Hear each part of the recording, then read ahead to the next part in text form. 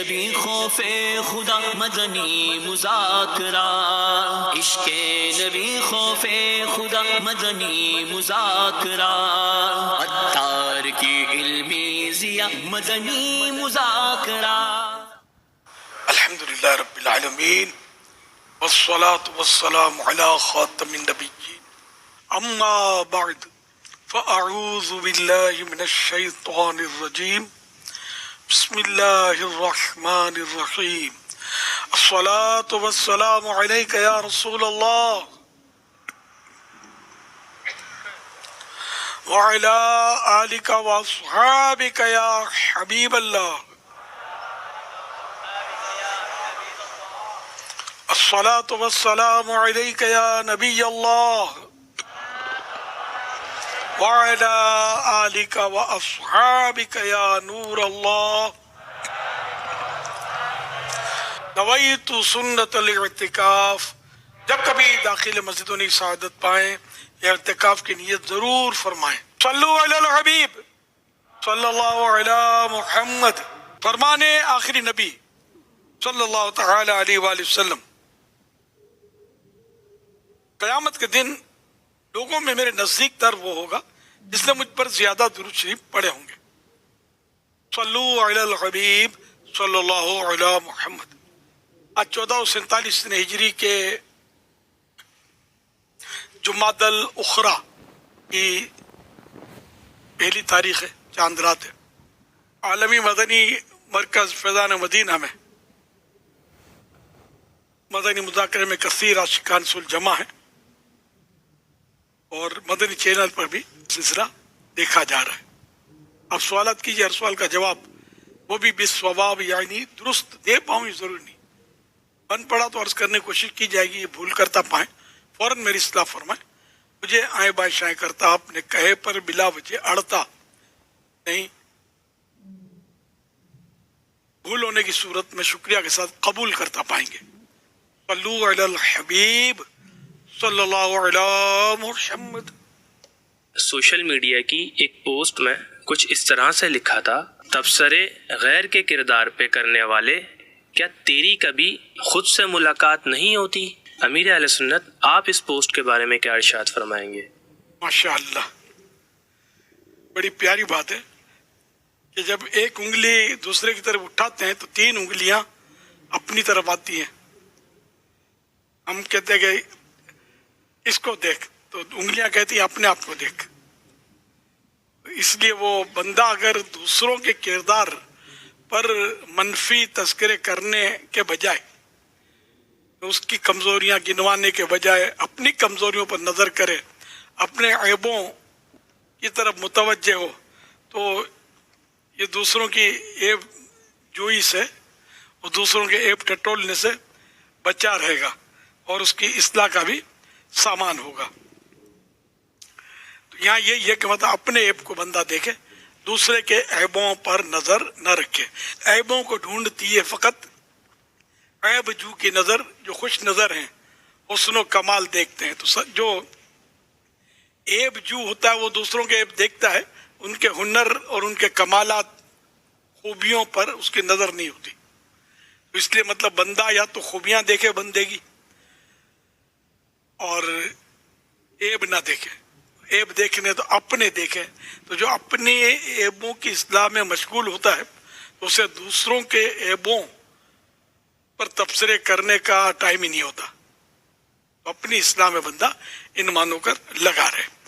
واللہ تعالی اعلم ورسولہ اعلم عز وجل، وصلی اللہ تعالی علیہ وآلہ وسلم۔ صلو علی الحبیب صلی اللہ علی محمد۔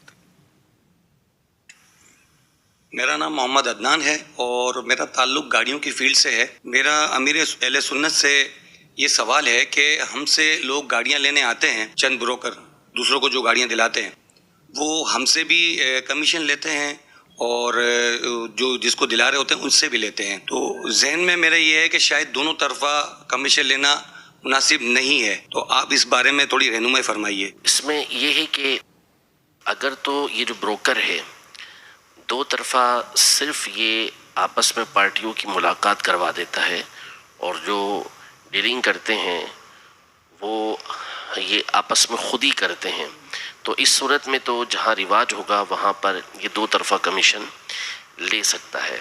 لیکن اگر یہ کسی ایک طرف سے بھی ڈیلنگ کرنے والا ہے، یعنی گاڑی کو بیچنے والا ہے یا گاڑی خریدنے والا ہے، اور دوسری طرف جو ہے وہ دوسری طرف سے یہ وکیل بن رہا ہے کسی کا، تو اب یہ دو طرفہ اس کا کمیشن لینا درست نہیں ہوگا.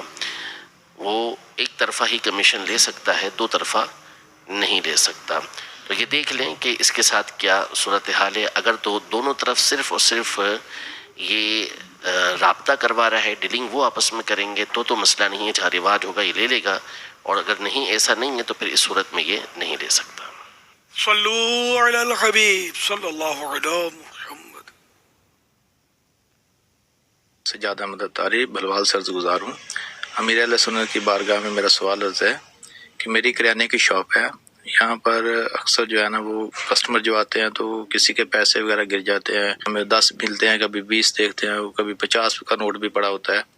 اب پتہ نہیں ہوتا کہ کس کسٹمر کے گرے ہیں، تو ہم جو اٹھا کر وہ اپنا احتیاط باکس رکھا ہوا ہے تو اس میں ہم ڈال دیتے ہیں، اس نیت سے کہ اگر کسٹمر آئے گا تو ہم اس کو وہ مطالبہ کرے گا تو ہم اپنی جیب سے اس کو دے دیں گے واپس، نہیں تو اس کی طرف سے یہ صدقہ ہو جائے گا. کیا ہمارا یہ عمل درست ہے؟ جواب ارشاد فرمائیں. میری، میرے والدین کی، میرے گھر والوں کی بے حساب بخشش کی دعا فرما دیجیے. یغفر اللہ لنا ولکم ولہم بغیر حساب. یہ جو گرے پڑے آپ کو ملے نا بھائی سے، اس کو لقطہ بولتے ہیں. تو یہ مطلب ایک دم سے اٹھا کر چندے کی پیٹی میں نہیں ڈال سکتے. اس کو مطلب آپ اس کے مالک کو ڈھونڈیں. آپ بولے مالک ملے گا نہیں. اس کا طریقہ یہ کہ جیسے 5-10 روپے گرنا، آپ کبھی چھوٹی رقم میں گرتی ہوگی، کبھی 500 کی نوٹ، کہ 500 کا نوٹ، کبھی 1000 کا نوٹ بھی گرتا ہوگا، اور روز اور ہر بار نہیں ہوتا، یہ کبھی کبھی ہوتا ہوگا. تو اس میں یہ کہ لکھ کر یہ لگایا جا سکتا ہے کہ دکان میں فلاں دن فلاں وقت ہم کو یہ رقم زمین سے بڑی ملی ہے. اگر آپ میں سے کسی کی ہے تو وہ نشانی دے کر، نشانی بتا کر حاصل کر لیں. اس طرح کا کچھ لکھ کر لگایا جا سکتا ہے. تو اب یہ کہ مالک ملنے کی امید نہیں رہی، اتنا مطلب آپ نے کوشش کی کہ مالک ملنے کی اب امید نہیں ہے، یا جو آیا تھا آپ کو پتا ہے بعض کام ایسے ہوتے ہیں کہ اس پہ گاہک کے 2-4 ہی آتے ہیں دن میں، اکا دکا ہی آتے ہیں. ہاں جہاں مطلب ہزاروں سینکڑوں کا رش ہوتا ہے نا، وہاں دوسری بات ہے. تو جیسے 2-4 اگر گاہک آئے تھے اور آپ جانتے بھی ہیں رابطہ ممکن ہے، تو وہ تو رابطہ کر لیں ان سے کہ یہ رقم ہم کو اس دن ملی اور آپ آئے تھے دکان پر، تو دیکھ لیں کہیں آپ کی تو نہیں گری. اس طرح کی بھی ترکیب بنائی جا سکتی ہے. اب اگر مالک نہیں ملتا تو وہ رقم جو ہے آپ خود غریب ہے، مسکین ہے، حقدار ہے تو خود بھی رکھ سکتا ہے، کسی حقدار کو دے دے، یہ بھی ہو سکتا ہے. چندے کی پیٹی یعنی مسجد یا مدرسے کی چندے کی پیٹی میں بھی ڈال سکتا ہے. اچھا، اگر یہ رقم اس نے خود اپنے لیے اٹھائی تھی کہ چلو یار کام آئے گا، میں اپنے لیے، پھر اب سوچا کہ تو میں نے اپنے لیے اٹھائی، مجھے نہیں اٹھانا چاہیے، تو اب جو میں نے کہا نا مالک تلاش کرنا، یہ تو پھر واجب ہو جائے گا، اس پر توبہ بھی کرنی ہوگی، واجب بھی ہو جائے گا. اور اب یہ کہ مالک نہ ملنے کی صورت میں خود نہیں رکھ سکتا، چندے کی پیٹی میں بھی نہیں ڈال سکتا، بلکہ جس کو زکوٰۃ دیتے ہیں نا، اس زکوٰۃ کے حقدار کو اس طرح کے فرد کو دینا ہوگا. اس کے یہ مسائل لقطہ اس کو بولتے ہیں، گری پڑی چیز جو ملتی ہے اس کو. صلو علی الحبیب صلی اللہ علی محمد.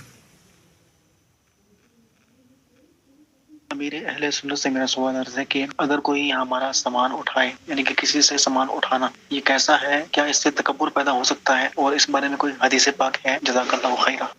اچھا، خود اپنا سامان نہ اٹھانا بلکہ دوسرے سے اٹھوانا، جیسے کہ لوگ مزدور سے اٹھواتے ہیں، تو اس میں ویسے کوئی حرج نہیں ہے. اب اس میں خود اپنے کیفیت دیکھنی ہے کہ یہ سامان اب اتنا ہے کہ بیچارہ خود اٹھا ہی نہیں سکتا، اب تو مزدور کو اٹھوا رہا ہے. سامان تھوڑا ہے لیکن کسی مزدور کی ہمدردی میں اٹھوا رہا ہے کہ چلو اس کو تھوڑا روزگار مل جائے گا، اس لیے اٹھوا دیا، تو یہ بھی اچھی نیت ہے۔ ہاں اگر یہ شرماتا ہے لوگوں کے سامنے کہ میں اپنے سامان کیسے اٹھاؤں، اس میں بھی کوئی گناہ نہیں ہے۔ وہ اب جیسا سامان، جیسا موقع، البتہ پیارے آقا صلی اللہ علیہ وسلم اپنا سودا سلف جو ہوتا تھا وہ خود اپنا لانا، یہ بھی ثابت ہے۔